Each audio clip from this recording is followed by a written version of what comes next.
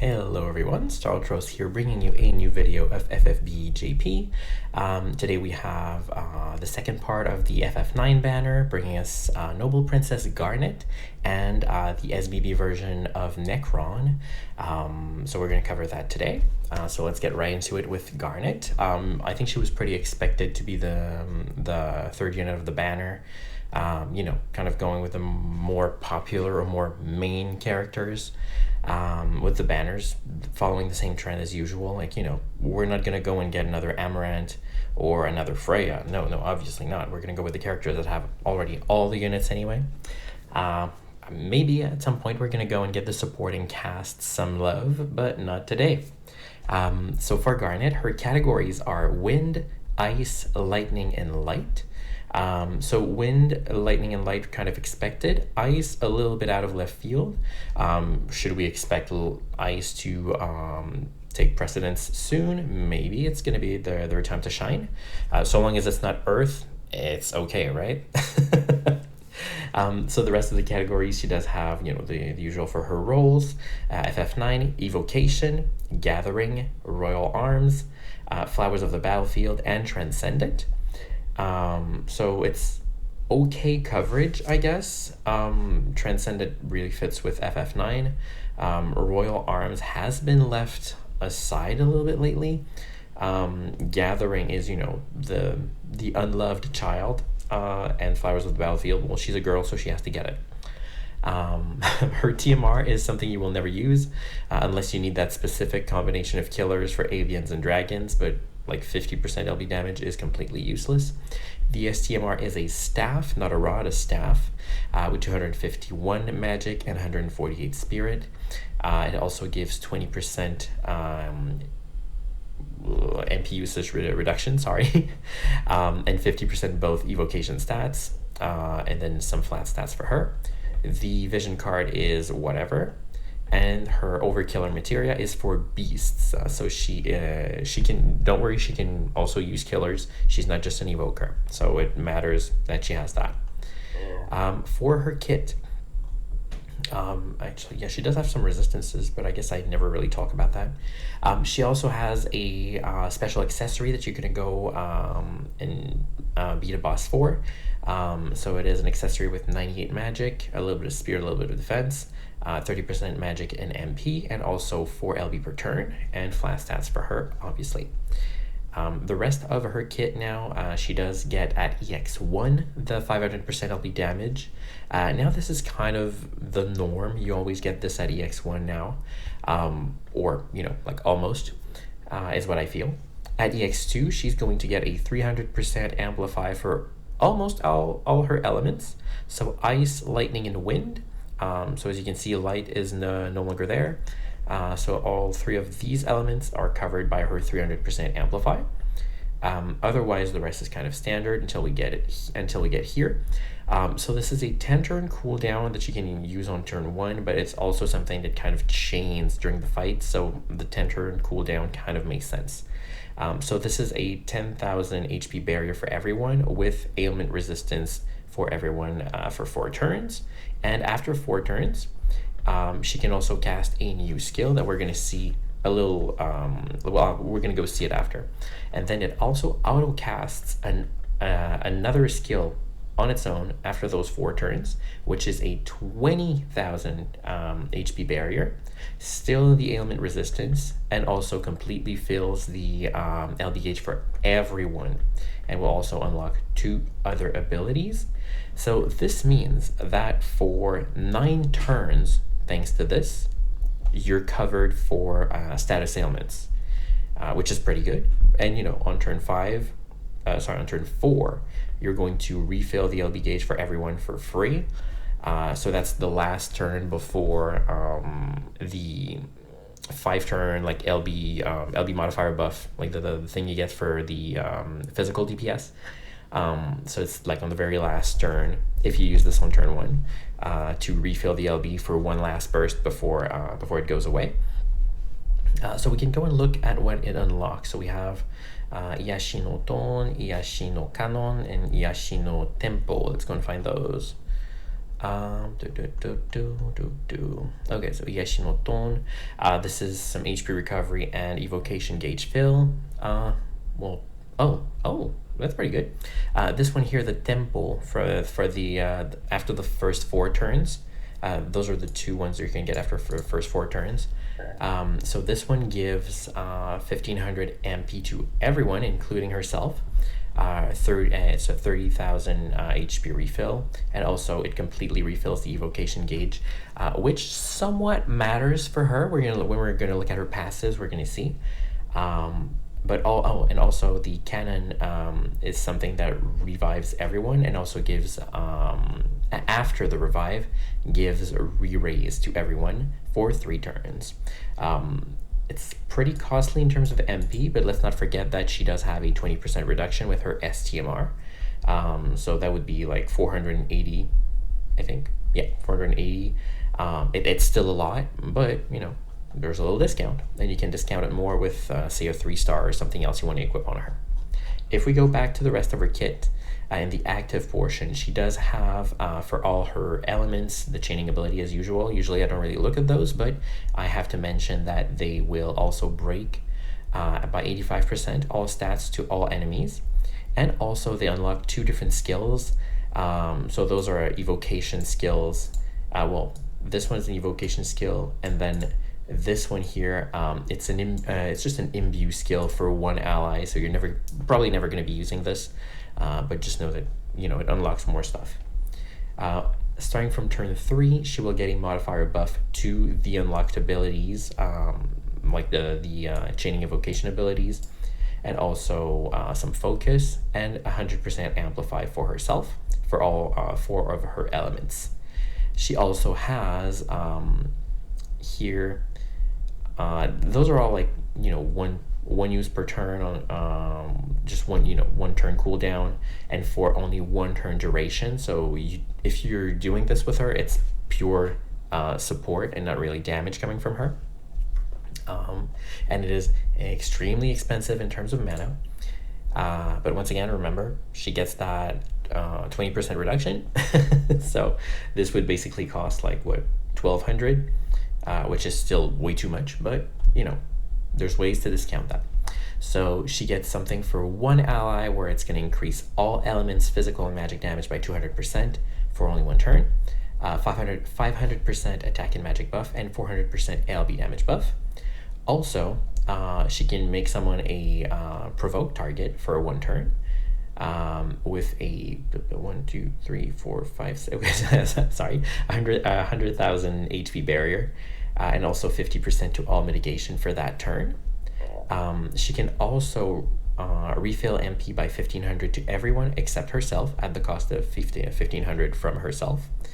So that is, you know, if you want to refill the the MP before you make it on turn 4, where she gets the other skill that she could use for that. She also has here a field for lightning and wind resist down by 75%. So here it's only lightning and wind. She no longer supports ice, and you know, light has been completely forgotten ages ago anyway. She also has a different cooldown for a 50% imperil for all 4 of her elements this time. So if you want to use, you know, like more elements, then she can cover for all 4 of hers. If you want to go for the more focused elements, it's going to be lightning and wind. She also has a 500% stat buff for the entire team. She gets that 200% evocation damage to herself and a friend if ever you bring somebody else to, you know, chain evocation damage with her. On 3 turn cooldown, she has a perfect cleanse, so removing all debuffs from everyone. 3 turn is pretty good, honestly. You probably don't need this every turn, so that's pretty nice. But I mean, that's if you're not using heal, which is going to cure everything anyway at the end of his turn when in shift form. She also has an avian and dragon killer, 160% for the entire team. She's got some resist for fire, water, and dark by 80% for everyone, curing all status ailments and zombie. So what we see here is we're probably going to have to deal with zombie either in the Necron fight or the equipment battle for her, or both, who knows. and probably a lot of MP drain as well. We're going to see why in a second. She has another cooldown ability here for 10,000 HP barrier to everyone, so she can apply a lot of barriers basically. Also 75% general mitigation, so you know, she's like that counterpart to those incomplete Celeste and incomplete Luna Freya units that we've had after those two, because clearly that was too strong. So she can complete it with the 75 general mit, which will also bring a 25% avian and dragon mitigation on top of that, which is pretty good when you're fighting these types of enemies. She also get, on a free skill, a 4-stack reflect for 2 turns to everyone. So this is basically old 7-star Steiner's LB, which you would use back then to reflect a spell with Vivi. So the new Vivi has the reflect passive, so if you want to be doing some, you know, little cheese strats and have fun, then you need to bring Garnet to the table to do it, because unfortunately, you know, the old Steiner is pretty much a dead slot, and Garnet can do a little something. She can help more than just cast that, so that's pretty good. She can cast this and other stuff during her turn. Other than that, she does have an ability here to unlock something, which is something you give to only one ally, but this is a chaining ability for, it's fixed damage. It's, the modifier looks high, but it's absolute garbage. It's just, you know, if you have someone that is not gonna deal any damage at all because they're simply a buffer, say you brought Rosa to a fight and you don't need any more killers, then you can bring her into the chain or something. So that's a little chaining ability you can give to someone in the team. If we look at her passives, you know, she gets the usual for the LB mod buff at EX 1, 2, and 3. Otherwise, what else does she have that's worth mentioning in here? We'll see what that is later. Oh, her boost skill. Yeah, her boost skill is a 100% MP recover for herself for the first 4 turns of the battle. So this is what leads me to believe we're going to get some MP drain in the next few fights, either Necron, either the weapon battle for her, which sucks because we hate having to pull for a unit to succeed. We might need to use items if ever we're not using her. We'll see how those battles go. Otherwise, you know, it's pretty good since she's very MP hungry from the design she has. But we'll see how relevant that is in the, you know, next couple fights. But it's still always pretty nice to have it. Otherwise, you know, she has the usual evoker stuff. Some stuff that will cast every turn, and here is one thing that's interesting. Refilling the Esper gauge for her will be a good thing because the Esper fields have been kind of overlooked lately. It's been pretty bad for everyone. For her, it is relevant. So remember when I said that her ice field was kind of shit? Sorry. And so was her light, I think. Well, now she can actually cover them with espers. So if, say, she is on an ice team, then you can use you can evoke Shiva for a 75% imperil field for the enemy. Same with Ramu and same with Bahamut, but Bahamut would be for wind and light. So 2 elements here, which are sadly not really connected much, except with Zidane, I guess. But otherwise, you know, you're probably going to want to use her cooldown. Unless you're doing a focus ice or a focus light, where you're going to want to evoke these espers. When she has on herself Shiva, Ramu, or Bahamut, she's going to have some elemental resist buffs that she will cast to the entire party for the entirety of the fight. So we can go look at these right away. Here. So it's 80% resistance to ice with Shiva, to lightning with Ramu, and wind and light with Bahamut.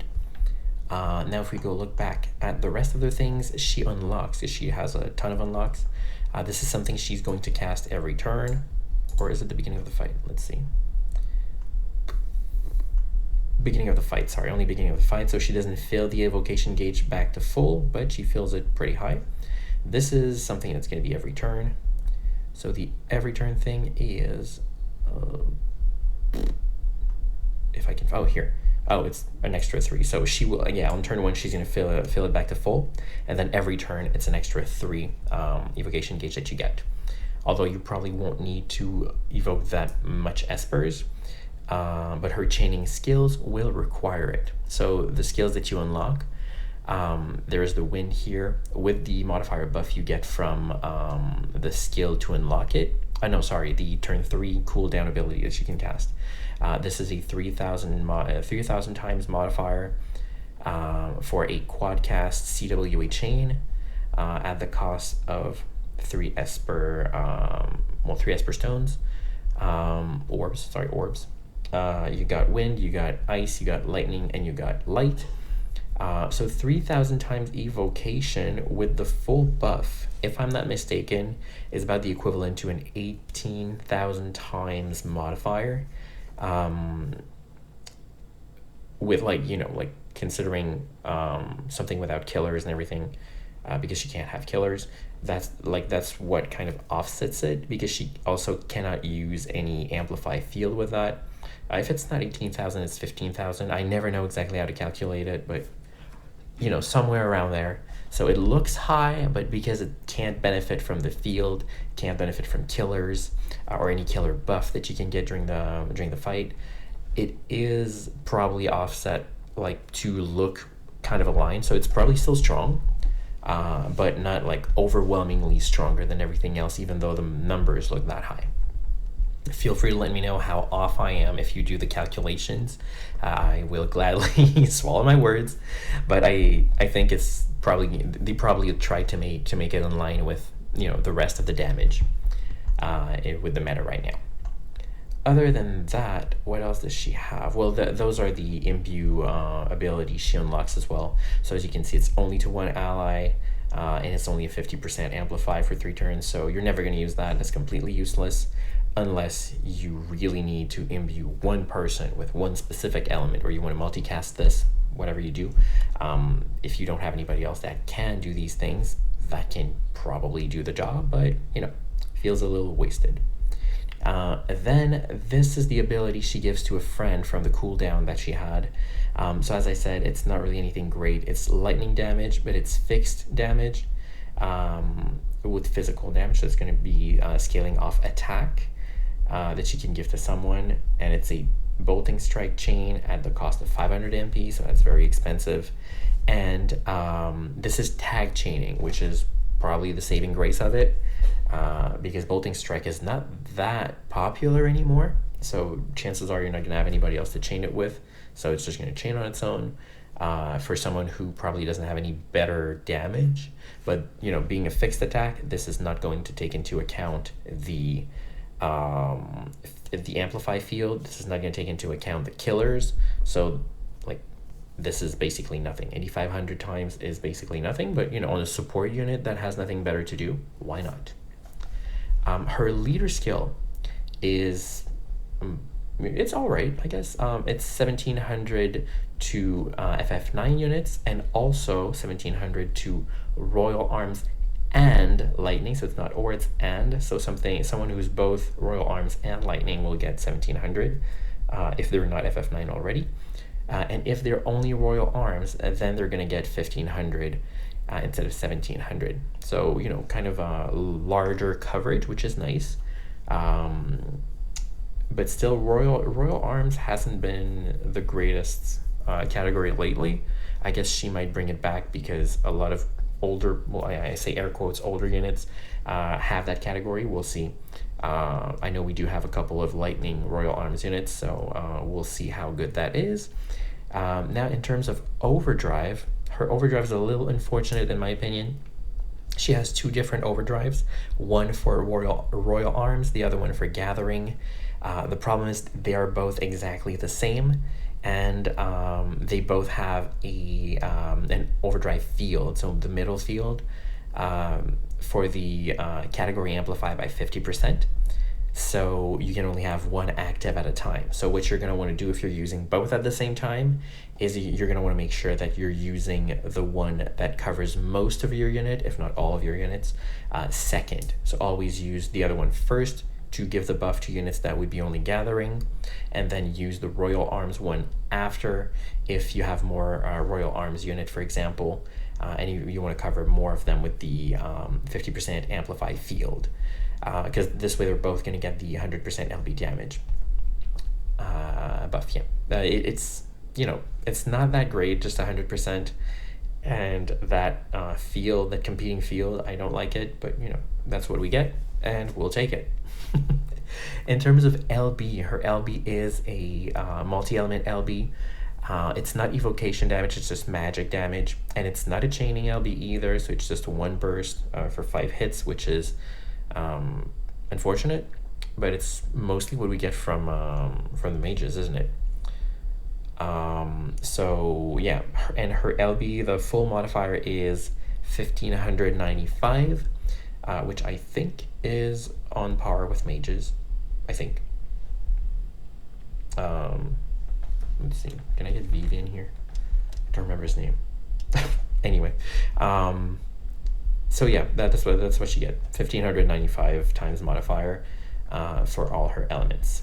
Oh yeah, and by the way, I guess it's worth mentioning because we're getting Road to Glory soon. It's AoE damage, so she might be helpful for that because she's doing some AoE damage, which is kind of a rare commodity for this thing. And same goes with her evocation chains that she unlocks. So she might be a very good unit for the Road to Glory we get soon. Now, if we go look at the next unit, it's the SBB version of Necron. Necron here being more, I'd say, elementally flexible than her. So he gets dark, fire, ice, lightning, and light. But you know, in terms of other categories, it's got nothing. I don't know if I should say he, it. So it's only got Harbinger of Chaos, and the usual categories in FF9, obviously. And just a side note, I have to say I really prefer Necron's name in Japanese, because, you know, that's Necron, but here it's Eternal Darkness, which I feel would have been a great name to keep for the boss. Like, why change it to Necron? But hey, it's just a little side note. The TMR and STMR are kind of what we're used to seeing for SBB units. So it's something that's only equipable by Necron itself for some flat magic, some LB damage, and 100% dual hand magic. And then the STMR is just some 50% magic and spirit with 30% all element resist. There's no card, and the a Cactuar card, and the EX3 materia is just 500 flat attack and magic for FF9 units. In terms of the rest, then the kit, well, you know, this is just as a TMR, by the way. The rest of the kit at EX1 gets 500% LB damage. At EX2 will get 200% Imperil for only 2 turns to one enemy for fire, ice, lightning, and dark. So here you can see that there is one unit. Oh, no, sorry, not one unit, but one element that's been forgotten, which is lightning. No, which is light. So there's light forgotten here, which is unfortunate. I don't know why, like, they give them all those elements but never cover all of them. Anyway. And at EX3, then you're going to get, for your Necron, a little buff that you can cast only on turn 3, which will amplify the damage of his chaining ability, and also give 100% amplify to himself. Other than that, the kit, you know, the standard stuff, standard stuff, 600% stat buff to himself and a friend. Then on a 5-turn cooldown, you can remove all, so that's a perfect dispel on one enemy only, and a staff and rod imperil by 40%, so that's kind of low for only one enemy, and 88% defense and spirit break on one enemy, and this is all on a 5-turn cooldown, so not very useful, but it's there. Then here, that's called Newton Ring. I like it. I thought it was Neutron Ring, but here it's Newton Ring. That says chaining ability, and I think the max modifier for it is like 12,500 or 12,000 times modifier, which is on par with the usual chaining ability. Then you've got some flavor stuff here that you're never going to use because that's never going to land, but he's got them. yeah, some modifier buff for the Newton ring again at EX2. The classic SBB LB modifier buff at EX1, 2, and 3. In terms of the rest of his passives, there's this one here that's important. Well, I am Necron, I guess. Yeah. Which is something he's going to cast every turn, and it's a little bit of slot machine, like with, what's her face? Selfie from FF8. So let's go look at that right away. So this is here. You can get 25% chance of getting either one of these. So you're getting either a buff to yourself to fill the LB gauge, 300% magic, 400% LB, and focus. So that's something he will cast only for himself. So if you see the LB gauge refilling, you know this is what's happening. If your LB gauge is already full, then I guess you need to look at the subtitles to see what's happening. And good luck finding out what's happening, because those symbols kind of look all the same. Usually I only look at the last ones to try and figure out what's happening, but you got to look at the first ones. Anyway, so the second one is a some MP recovery, magic buff, another modifier buff to the Newton ring. So that was included in the like maximum possible modifier you can get to the Newton ring I calculated earlier. So that is kind of unfortunate. Yeah, that's 12,500. That's kind of unfortunate that you gotta rely on RNG if you want to use this and get the full modifier. He's more of a support than a DPS, I guess, at this point. And then you also got 25% chance of unlocking 2 different skills, and another 25% chance of 2 other different skills. So the first ones are to support an ally offensively. So what you do is you give somebody else, it can't be Necron, and it's only for 1 turn. So you see a lot of those like 1 turn support, and they can't do anything else. It feels a little bit of a wasted turn, but you know they're in the sidelines and they're cheering for their teammates. It's cute. I never thought I would say that Necron, you know, is cute and cheering on their teammates, but that's what they gave the Necron, and that's what we're gonna use. So you can basically give like 400% attack and magic, 3,000 MP, refill the LB gauge completely, and 400% LB damage buff to 1 ally. And also unlocking with that at the same time, you get a 200% amplify to all elements and 200% Omni Killer to that same, well, you can do it to a different ally if you want, but you know, it's 2 different skills that you can cast to only 1 ally. It cannot be on Necron.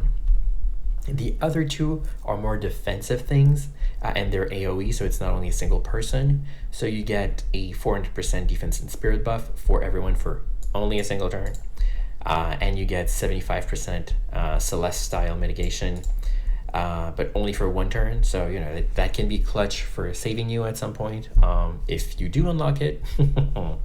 And then you get a 3 stack. You can also cast a skill that will give 3 stack Mirage to everyone, and 30,000 HP barrier to everyone as well, only for 1 turn once more.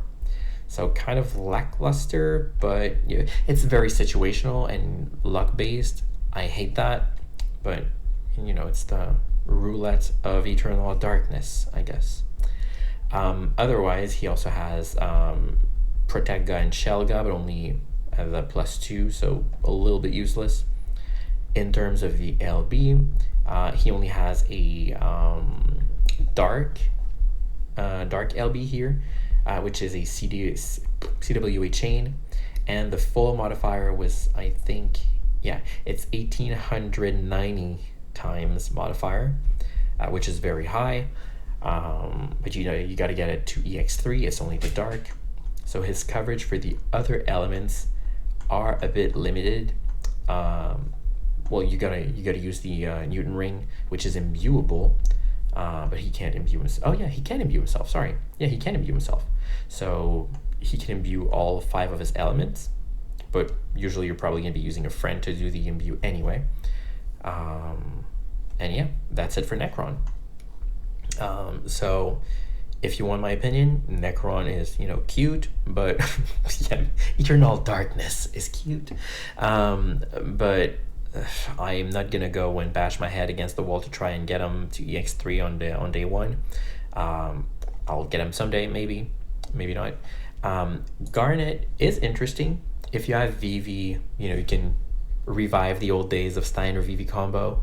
It's not gonna be that strong still because the spells you can bounce are still only the Ga or Jaw spells. So the Jaw spells don't chain, and the Ga spells only have that much damage that they can deal. But it's always fun to do every now and then. And otherwise, she's got some pretty good damage, I would say, in terms of her chaining abilities and her LB. And she's got some utility as well, so it's pretty, she's a pretty nice unit. Just I don't know if, I'm probably gonna pull for her, but I'm probably not gonna get her because I've been very unlucky lately. Now, in terms of events, what we're getting is a raid event, because the second week is always a raid event. So go and use your orbs and get everything, rake everything from the chest until you no longer care. We also get the weapon quest for the accessory for Garnet against a dragon here. Might be a dragon and avian, I don't know. Might be just a dragon, but it's a dragon god, a winged dragon god, like great wings dragon god, I guess. I don't know. And so the last one we have is obviously the Awakened SBB for Necron, or Eternal Darkness, that cute little unit that's going to cheer for your team on the sidelines.